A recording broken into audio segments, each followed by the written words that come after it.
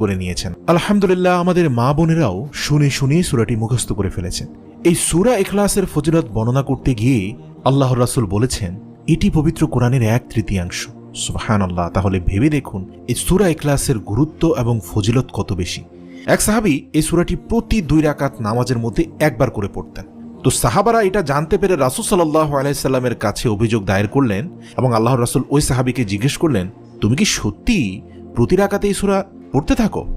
উত্তরে সে সাহাবী বললেন, জি হ্যাঁ ইয়া রাসূলুল্লাহ, আমি প্রত্যেক 2 রাকাত নামাজের মধ্যে একবার সূরা ইখলাস পাঠ করি। তখন আল্লাহর রাসূল সাল্লাল্লাহু আলাইহি সাল্লাম জিজ্ঞেস করলেন, সেটা কেন?